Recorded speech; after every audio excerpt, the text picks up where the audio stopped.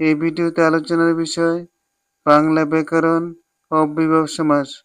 সমাস উচ্চ মাধ্যমিক পরীক্ষার জন্য গুরুত্বপূর্ণ এবং যারা চাকরি প্রত্যাশী রয়েছেন তাদের জন্য এই ক্লাসটা অত্যন্ত গুরুত্বপূর্ণ। ষষ্ঠ থেকে দশম শ্রেণী পর্যন্ত প্রত্যেকটি ক্লাসেই সমাসের আলোচনা রয়েছে। আমরা আজকে অব্যয়ভাব সমাস সম্পর্কে আলোচনা করব। অব্যয়ভাব সমাস কাকে বলে? যে সমাসের মধ্যে পূর্বপদে অব্যয়সূচক অর্থের প্রাধান্য পেয়ে এবং পূর্বপদের অর্থের প্রাধান্য থেকে যে সমাস তৈরি হয় তাকে বলা হয় অব্যয়ভাব সমাস। অব্যয়ভাব সমাসের 5টি সমস্ত পদ এখানে আমরা লিখেছি। সমস্ত পদগুলির ব্যাখ্যা বিশ্লেষণ সহকারে আমরা বুঝতে চেষ্টা করব। প্রিয় শিক্ষার্থী বন্ধুরা, ভিডিওটা সম্পূর্ণটা দেখার জন্য আহ্বান থাকলো। অন্যরকম বিদ্যাপীঠকে যারা সাবস্ক্রাইব করেছেন তাদেরকে অসংখ্য ধন্যবাদ জানিয়ে ভিডিওটি শুরু করতে যাচ্ছি। সমস্ত পদ, প্রথম সমস্ত পদটা হলো উপজেলা। আমরা দেখি উপজেলা শব্দটার মধ্যে পূর্বপদ,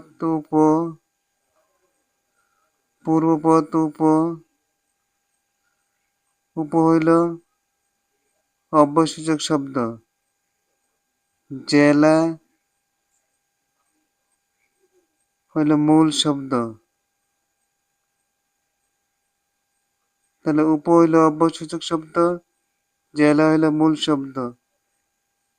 তাহলে উপজেলা, এখানে উপর অর্থ প্রাধান্য পেয়েছে, অতএব জেলার সদৃশ। জেলার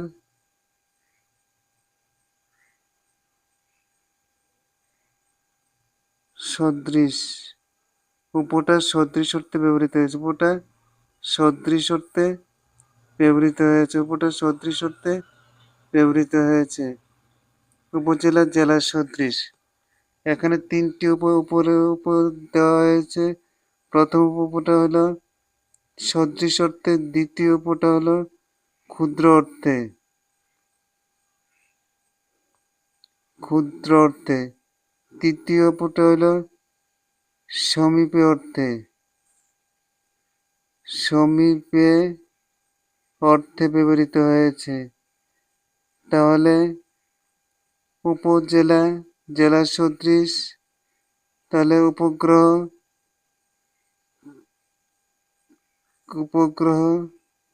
গ্রহের ক্ষুদ্র। সমীপে উপকূল, কুলের সমীপে। আবার লক্ষ্য করো,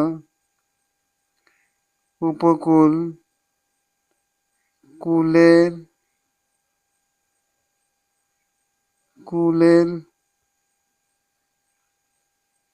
সমীপে। উপকূল কুলের সমীপে।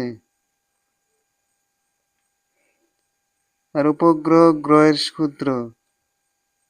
উপগ্রহ গ্রহের ক্ষুদ্র। ব্যাসবাক্য হবে গ্রহের ক্ষুদ্র। তাহলে এখানে ব্যবহৃত হয়েছে সদৃশ অর্থে, ক্ষুদ্র অর্থে, তারপরে কি অর্থে? সমীপে অর্থে, নিকটে অর্থে। আশা করি বিষয়টা বুঝতে পেরেছ। তারপরে লক্ষ্য করো, আমরণ।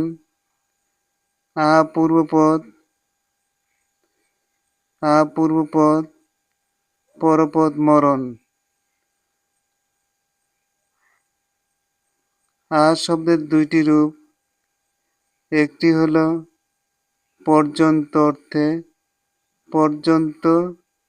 পর্যন্ত অর্থে ব্যবহৃত হয়।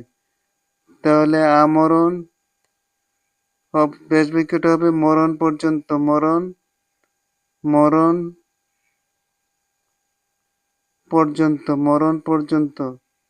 আমরণ, মরণ পর্যন্ত হইল এটার ব্যাসবাক্য।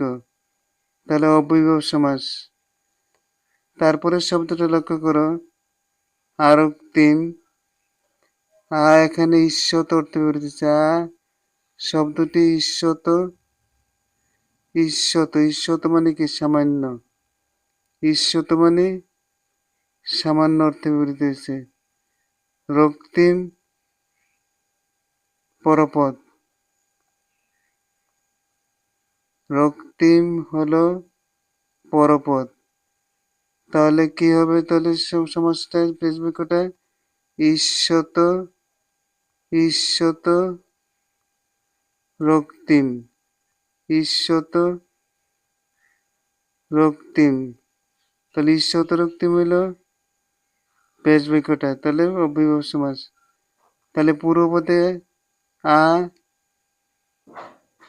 আমরণা অর্থ পর্যন্ত অর্থে ব্যবহৃত হয়েছে, আর রক্তিম ঈষৎ অর্থে ব্যবহৃত হয়েছে। আশা করি বিষয়টা বুঝতে পেরেছে। তারপরে যথা নিয়ম অতিক্রম অর্থে যথা পূর্বপদ নিয়ম পরপদ। যথা অতিক্রম অর্থে অতিক্রম অতিক্রম অর্থে। তাহলে নিয়মকে অতিক্রান্ত না করে, নিয়মকে অতিক্রান্ত না করে এটা হবে এই সমাসটার বেশ বাক্য, নিয়মকে অতিক্রান্ত না করে। আশা করি অব্যয়ভাব সমাসের আর বিধি থাকবে না। আমরা কি বলেছি? উপঅর্থ ক্ষুদ্র পর্যন্ত, ভুল বলেছি, উপঅর্থ সমীপে সমীপে, তারপরে ক্ষুদ্র অর্থে, তারপরে সমীপে ক্ষুদ্র অর্থে। প্রিয় শিক্ষার্থী বন্ধুরা, অন্যরকম বিদ্যাপীঠকে যারা সাবস্ক্রাইব করেছে তাদেরকে অসংখ্য ধন্যবাদ জানিয়ে আজকের মতো এখানে সমাপ্ত।